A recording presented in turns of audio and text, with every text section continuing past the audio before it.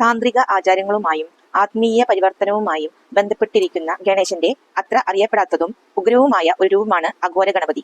ഇരുണ്ട നിറം, മൂർച്ചയുള്ള പല്ലുകൾ, തലയോട്ടിക്കൊണ്ടുള്ള ഒരു മാല, കയ്യിൽ തൃശൂലവും. ഈ രൂപത്തെ ആരാധിക്കുന്ന വ്യക്തികൾക്ക് അവരുടെ ഭയങ്ങളെ നേരിടാനും ബലഹീനതകളെ ശക്തികളാക്കി മാറ്റാനും ആത്മീയ വിജയം നേടാനും സഹായിക്കുമെന്നാണ് വിശ്വാസം. സാധാരണ ദയാലുവായ ഗണേശനേക്കാൾ ഭയപ്പെടുത്തുന്നവനായി ചിത്രീകരിക്കപ്പെട്ടിരിക്കുന്നു. അഘോരി സാധുക്കളും താന്ത്രിക വിദഗ്ധരും അദ്ദേഹത്തെ ആരാധിക്കുന്നു. ക്ഷേത്രങ്ങളിൽ സാധാരണയായി അഘോരി ഗണപതിയെ ആരാധിക്കപ്പെടുന്നില്ല. ആത്മീയ പരിവർത്തനം ആഗ്രഹിക്കുന്നവർക്കും വെല്ലുവിളി നിറഞ്ഞ സാഹചര്യങ്ങൾ കൈകാര്യം ചെയ്യുന്നവർക്കും അദ്ദേഹം ഒരു ശക്തനായ ദൈവമാണ്.